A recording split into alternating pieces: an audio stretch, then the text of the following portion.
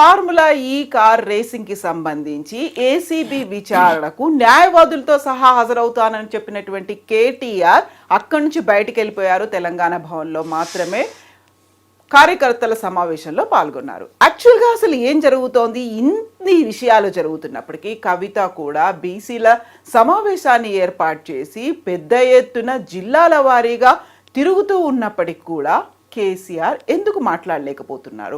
ఈ విషయాలన్నింటినీ పార్టీ పరంగా ఎందుకు చర్చలు కొనసాగట్లేదు? యాక్చువల్గా ఏం జరుగుతోంది? 2025 వచ్చేసింది, బట్ విశ్వరూపానికి సంబంధించి ఎవరు ఎందుకు మాట్లాడట్లేదు? మనతో పాటుగా ఉన్నారు పొలిటికల్ అనలిస్ట్ ప్రకాష్ గారు. ప్రకాష్ గారు నమస్కారం అండి. సో ఫార్ములా ఈ కార్ రేస్కి సంబంధించి ఏసీబీ విచారణకు ఈరోజు కేటీఆర్ వెళ్ళాలి, బట్ న్యాయవాదులతో వెళ్తాను అన్నారు, అక్కడ కుదరదని చెప్పారు. యాక్చువల్గా లా ప్రొవిజన్ అనేది ఎలా ఉందండి? అంటే తీసుకుపోకూడదని ఎక్కడా లేదు. అయితే ఒకవేళ ఆబ్జెక్షన్ చేసినట్టయితే కోర్టు పోయి డైరెక్షన్ తెచ్చుకోవచ్చు. ఓకే, ఎవరు? కేటీఆర్ గారు లాయర్ ద్వారా ఎంక్వైరీ జరపాలి. ఎందుకంటే నేను వాళ్ళని నమ్మడం లేదు. ఇంతకుముందు మా ఎమ్మెల్యే నరేందర్ రెడ్డి విషయంలో ఆయన అనని మాటలను కూడా అన్నట్టుగా స్టేట్మెంట్ రికార్డ్ చేసి ప్రెస్కి ఇచ్చారు. దానివల్ల ఎంక్వైరీ తర్వాత జరుగుతుంది. ముందేంటంటే అప్రతిష్ట పాలవుతారు. కేటీఆర్ ఇన్వాల్వ్మెంట్ ఉన్నది అన్నట్టుగా నరేందర్ రెడ్డితో స్టేట్మెంట్ నరేందర్ రెడ్డి ఒప్పుకున్నాడు అని. కాబట్టి ఆ సంతకాలు ఎక్కడ లేకున్నా కూడా, సంతకాలు చేసినా కూడా చెల్లవు అవి. పోలీసుల ముందు ఇచ్చే ఏ కన్ఫెషన్ కూడా లీగాలిటీ ఉండదు. బట్ వాళ్ళు ఈ రకంగా రేపు ఎవరన్నా మీడియా వాళ్ళు పోయి కేటీఆర్ను విచారించారు, ఏం చెప్పారు అన్నప్పుడు ఈయన అన్నని మాటల్ని కూడా అన్నట్టుగా వాళ్ళు చెప్పొచ్చు. వాళ్ళ పోలీసులది కూడా ఎట్లుందంటే మింగలేని కక్కలేని పరిస్థితే ఉన్నది. ఎందుకంటే పైనుంచి వాళ్ళ మీద ఉన్న ఒత్తిళ్ళు అలాంటివి. కొంతమంది పూర్తిగా అంటే తమ బాధ్యతలను ఎలా నిర్వహించాలి అనే దాని పట్ల కూడా ముఖ్యమంత్రి ఏది చెప్తా చేద్దాం మనకేందన్నట్టుగా వాళ్ళు వ్యవహరిస్తున్నారు. కాబట్టి పోలీసులను ఆయన నేను నమ్మను, నాకు లాయర్ ఉండాల్సిందే అని చెప్పి పట్టుబట్టాడు. అయితే పర్టికులర్ కేసు టు కేసు మనం చూసినట్టయితే ఈ కేసులో అసలు విచారణే అనవసరం. ఎందుకంటే కేటీఆర్ ఆయన ఒక సంతకం పెట్టాడు తప్ప ఫైల్ అంతా నడిపించింది అరవింద్ కుమార్ గారు, ప్రిన్సిపల్ సెక్రటరీ. డిపార్ట్మెంట్ ఇన్వాల్వ్మెంట్ ఉంది. అక్కడ ఎక్కడ కూడా మనీ కేటీఆర్ అకౌంట్లలోకి రాలేదు. డాక్యుమెంటరీ ప్రూఫ్స్ అన్నీ కూడా గవర్నమెంట్ దగ్గరనే ఉన్నాయి. ఏ చిన్న కాగితం కూడా కేటీఆర్ పెట్టుకోలేదు, అవసరం కూడా లేదు ఆయనకి. ఇదంతా ఫైల్ ట్రాన్సాక్షన్స్ అన్నీ కూడా గవర్నమెంట్లో ఉన్నప్పుడు, హెచ్ఎండిఏలోనే అన్నీ ఉన్నప్పుడు ఎందుకు విచారించాలి? అలా అవినీతి నిరోధక శాఖ ఇన్వాల్వ్మెంటే అవసరం లేదు.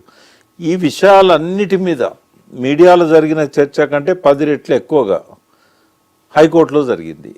జరిగినప్పుడు ఏసీబీ అనేక సార్లు వాళ్ళు సమయం తీసుకొని వాళ్ళు చెప్పాల్సిన విషయాలన్నీ, అడగాల్సిన విషయాలన్నీ హైకోర్టులో వాళ్ళు చెప్పారు. డిఫెన్స్ లాయర్గా కేటీఆర్ గారు అడ్వకేట్ కూడా సుప్రీంకోర్టు నుంచి కూడా వచ్చి మీరు రకంగా అరాజ్ చేసినట్టయితే ప్రతి సంతకాన్ని సస్పెక్ట్ చేయొచ్చు. రిలీజ్ చేసిన ప్రతి ఫండ్ను దీని వెనకాల ఏమన్నా అవినీతి కోణం ఉందేమో అని చెప్పి అనుమానపడే అవకాశం ఉంటుంది. ఇట్లా చేస్తే కనుక ఏ మంత్రి పనిచేయలేడు, ఏ మంత్రి సంతకం పెట్టలేడు, ఇదేం ప్రాక్టీస్ అని చెప్పేసి ఆయన తిట్టిపోయింది వచ్చి. ఇవాళ ఆర్గ్యుమెంట్స్ అన్నీ అయిపోయినాయి. కొత్తగా ఏసీబీ అడిగేదేం లేదు, డిఫెన్స్ లాయర్ చెప్పాల్సింది ఏం లేదు. రిజర్వ్ ఉంది, ఆర్డర్ పెండింగ్ లేదు, ఓన్లీ రిజర్వ్ ఫర్ జడ్జిమెంటే ఉంది. మరి అటువంటప్పుడు ఇంకా ఏం అడిగేది ఉంది? ఒకవేళ అడగదలుచుకుంటే ఎందుకు వాళ్ళు లాయర్ని అలౌ చేయకూడదు? లాయర్ ఉంటే వాళ్ళకు వచ్చిన ఇబ్బంది ఏంది? రికార్డ్స్ తెమ్మన్నారు, రికార్డ్స్ ఆయన దగ్గర ఏముంటాయి? కాబట్టి ఒక మాలిఫైడ్ ఇంటెన్షన్, ఒక దురుద్దేశపూరితమైన పాత్ర ఇవాళ ఏసీబీది కనబడతా ఉన్నది. దీని వెనకాల లాయర్స్ను కూర్చోబెట్టి వాళ్ళ ముందరనే క్వశ్చన్స్ అడగచ్చు. ఇబ్బంది ఏముంటుంది అందులో? ఇదేమన్నా సీరియస్ క్రైమా, అఫెన్సా? ప్రొసీజరల్ ల్యాప్సెస్ ఉన్నాయనేది మాత్రం వాస్తవం. దానికి ఎక్స్ప్లెనేషన్ ఇవ్వడానికి హైకోర్టులోనైనా ఇచ్చారు, ఇక్కడ కూడా ఇవ్వడానికి ఆయన ఎప్పుడు వెనుకపోడు. ప్రొసీజరల్ ల్యాప్సెస్ విషయంలో లాయర్ పక్కన ఉండడం వల్ల కొంత ఆ ప్రొసీజర్ గురించి వాటి గురించి కన్సల్ట్ చేయడానికి అవకాశం ఉంటుంది. ఇప్పుడు సెంట్రల్ గవర్నమెంట్ అనుమతి ఎక్కడ తీసుకోవాలి, దాన్ని తీసుకోనందువల్ల దానికి ఉండే ప్రొవిజన్స్ ఏంటి? అది క్రిమినల్ అఫెన్స్ అవుతుందా, లేకుంటే ఏమన్నా పెనాల్టీ కట్టాలనా? ఇప్పుడు రిజర్వ్ బ్యాంక్ ఏం ఇంపోజ్ చేస్తుంది వాళ్ళ పర్మిషన్ తీసుకోనందుకు?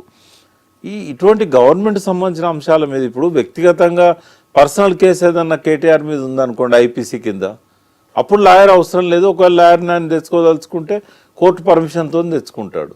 ఇది గవర్నమెంట్కి సంబంధించిన అంశాలు కదా, వాటిల్లో ఇబ్బంది ఏముంది? ఒక మాజీ మంత్రిని ప్రొసీజర్ సంబంధించిన అంశాలు ఏసీబీ అడగాలనుకున్నప్పుడు లాయర్ ఉంటే వాళ్ళకు వచ్చిన ఇబ్బంది ఏంది? నెక్స్ట్ ఈడీ విచారణ కూడా ఉన్నట్టుంది కదా? ఉన్నది, అది కూడా రేపు 7వ తారీఖే ఉన్నది. బట్ ఆయన మరి సమయం తీసుకుంటాడా లేకుంటే పోతాడా అనేది తెలియదు. బట్ ఈడీ ఇన్వాల్వ్మెంట్ కూడా అవసరం లేదు ఇక్కడ. వాళ్ళకి ఏమన్నా పీస్ ఆఫ్ ఎవిడెన్స్ దొరికింది అనుకోండి, ఫలానా అకౌంట్లో కిక్ బ్యాక్స్ పడ్డాయి, లేకపోతే దాన్ని ఏమంటారు, అది రాజశేఖర రెడ్డి గారు అప్పుడు క్విడ్ ప్రోకో జరిగినట్టుగా ఏదన్నా ఒక బెనిఫిట్. ఇక్కడ ఏంటంటే ఇప్పుడు ఆ రోజుల్లో అరవిందో వాళ్ళకు ఇంకొకరికో స్థలాలు ఇచ్చారు. ఇన్ రిటర్న్ ఏంటంటే వీళ్ళకి సంబంధించిన ఒక దానిలో షేర్స్ కొన్నారు వాళ్ళు. ఇట్లాంటి క్విడ్ ప్రోకో ఏమైనా దొరికింది అనుకోండి, ఈడీ ఇన్వాల్వ్ కావచ్చు.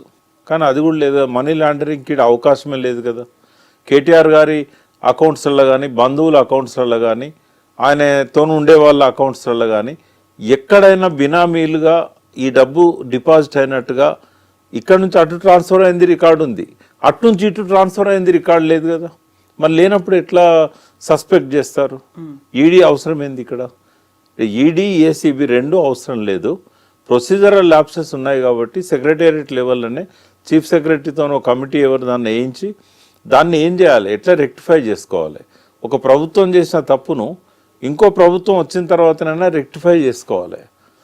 అంటే ముందు పేమెంట్ అయినా తర్వాత అప్రూవల్ తీసుకోవాలి. అది చేయకుండా వాళ్ళ మీద కక్షపూరితంగా వ్యవహరిస్తా అనడం అనేది కరెక్ట్ కాదు. అది సో ఇప్పుడు కేటీఆర్ ఇష్యూ అనేది ఒకటి కొనసాగుతూనే ఉంది పార్టీలో. ఒక రకంగా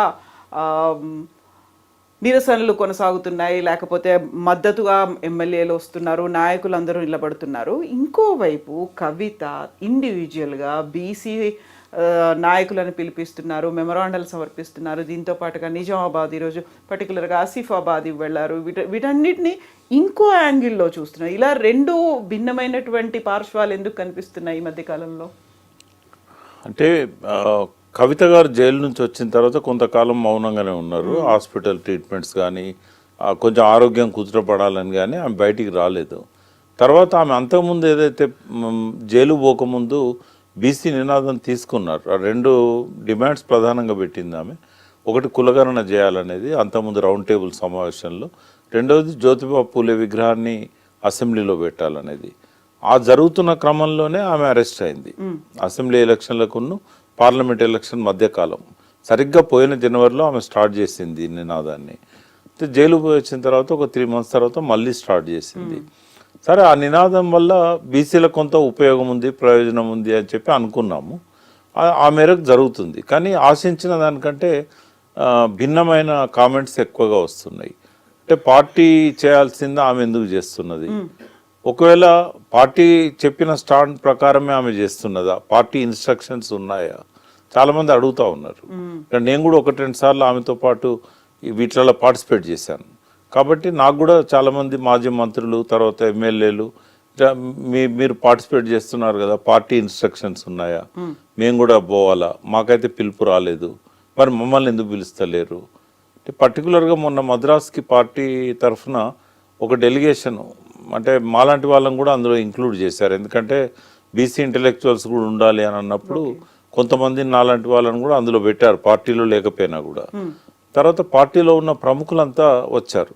ఉదాహరణకు మత్స్వనాచారి గారు కౌన్సిల్లో ఇవాళ ప్రతిపక్ష నాయకుడు, ఆయనతో పాటుగా మాజీ కౌన్సిల్ చైర్మన్ స్వామి గౌడ్ గారు వచ్చారు, మాజీ మంత్రులు శ్రీనివాస్ గౌడ్ వీళ్ళు వచ్చారు. సో ఒక రౌండు తమిళనాడు పోయి అధ్యయనం చేసి రావడం జరిగింది. జరిగిన తర్వాత మళ్ళీ కంటిన్యూషన్ లేదు.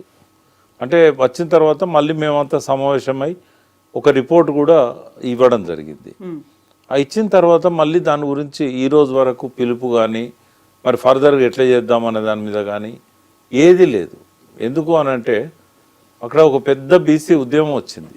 బీసీ ఉద్యమం అనే దానికంటే బ్రాహ్మణ వ్యతిరేక ఉద్యమం వచ్చింది అక్కడ, పెరియార్ రామస్వామి నాయకర్ ఆధ్వర్యంలో. అంటే మేము తీసుకున్న స్టడీ కూడా ఏంటంటే, సామాజికంగా అట్లాంటి ఉద్యమాలు లేకుండా ఆ చైతన్యం పెరగదు, రాజకీయ శక్తిగా మలచలేము. అయితే మరి పార్టీ ఏమన్నా ఇప్పుడు ఈ బీసీ వాదాన్ని ఎత్తుకున్నట్టయితే వీళ్ళల్లో పోలరైజేషన్ వచ్చి ఒక రాజకీయ శక్తిగా ఏర్పడతారేమో ఆ పెరియార్ రామస్వామి నాయకర్ యొక్క ఇన్స్పిరేషన్తో. అక్కడ ఏ రిజర్వేషన్ అడగకుండానే సింగిల్ డిజిట్లో ఎమ్మెల్యేలు అప్పర్ క్యాస్ట్ నుంచి ఎన్నికయ్యారు. మొత్తం ఎమ్మెల్యేలు బీసీలు, ఎస్సీలు, ఎస్టీలే తమిళనాడులో. ఆడేం రిజర్వేషన్ డిమాండే లేదు. ఎందుకు అంటే ఆ స్థాయిలో ఇప్పుడు అప్పర్ కాస్ట్ వాళ్ళే మాకు ఎన్ని సీట్లు ఇస్తారని వీళ్ళని అడుక్కోవాల్సిన పరిస్థితి వచ్చింది. ఇంకా కరుణానిధి కానీ స్టాలిన్ కానీ వీళ్ళంతా కూడా ఏంటంటే బీసీ డామినేటింగ్ పార్టీ కదా డిఎంకే. కాబట్టి అటువంటి పరిస్థితి ఎక్కడ వస్తుందో ఇక్కడ అని వెనుకపోయినలేమో అని నేనైతే అనుకుంటున్నా. ఖచ్చితంగా నాకు పార్టీ మీద ఆక్షేపణ ఉంది. ఎందుకు అంటే మీరు ఒకసారి ఎత్తుకున్న దాన్ని కొనసాగనీయట్లేదు. అధ్యయనం చేసి వచ్చిన తర్వాత రిపోర్ట్ ఇచ్చినాక సైలెంట్గా ఉన్నారు. మరి బీసీలు ఎటుపోవాలి? మరి పోనీ కవిత గారు తీసుకునే నిర్ణయాన్ని పార్టీ సపోర్ట్ చేసినట్టయితే పార్టీ నాయకులను ఎందుకని ఇన్వాల్వ్ చేయట్లేదు? పార్టీలకు అతీతంగా ఆమె బీసీ ఉద్యమాన్ని నిర్మించాలనుకున్నా కూడా ప్రతి బీసీ ఏ పార్టీలో ఉన్నా కూడా అటెండ్ కావడంలో నష్టమేం లేదు. బట్ ఆమె దగ్గర నుంచి వాళ్ళకి పిలుపు పోవడం లేదు. సో ఇవన్నీ అనుమానాల వల్ల. సో తను కవిత ఇండివిజువల్ గానే చేస్తున్నారా? పార్టీ సపోర్ట్ ఉందా? కనీసం అనుమతైనా తీసుకున్నారా లేదా? ఇక్కడ ఉన్నటువంటి బీసీ లీడర్లందరూ ఏం చెయ్యాలి? మీ ద్వారా నేను చెప్పాలనుకున్నది ఏంటంటే ఆమెకు పార్టీ ఇన్స్ట్రక్షన్స్ లేవు, పార్టీ దాన్ని ఎత్తుకోలేదు, ఆమె నువ్వు పోయి కండక్ట్ చేయమని చెప్పలేదు. అది ఆమె వ్యక్తిగతంగా చేస్తున్నది. జాగృతి అప్పుడు ఎట్లా చేసిందో బీసీ నినాదంతో జ్యోతిబాపులే విగ్రహం పెట్టాలన్నా లేకుంటే కులగణన విషయంలో ఆమె ఇన్వాల్వ్మెంట్ అయినా ఈరోజు పెట్టే మీటింగ్స్ అయినా కూడా ఆమెకున్న జాగృతి అనుభవం రీత్యా ఆమె తీసుకుంటున్నదే కానీ పార్టీ అయితే అఫీషియల్గా ఎటువంటి ప్రకటన చేయలేదు. పార్టీ నాయకుల్లో ఆ గందరగోళం ఉన్నదంటేనే పార్టీ నుంచి వాళ్ళకి ఎటువంటి ఇన్స్ట్రక్షన్స్ లేవని. బీసీలను ఇవాళ వెంట పెట్టుకోకుండా ఏ పార్టీ అధికారంలోకి రాదు. ఇంకొకటి వాళ్ళకు కూడా నేను చెప్పదలుచుకున్నా, రాబోయే 2 ఏళ్లలో ఒక బలమైన బీసీ పార్టీ ఆవిర్భవించబోతున్నది. ఆ పార్టీ వచ్చిన తర్వాత ఆ పార్టీతో పొత్తు కలవకుండా ఏ పార్టీ అధికారంలోకి రాదు. సో ఇప్పుడు బీఆర్ఎస్ కి కూడా అనివార్యమైన పరిస్థితి. బీసీ పార్టీ రావడాన్ని ఎవరు ఆపలేరు. బీసీ పార్టీ వస్తున్నది.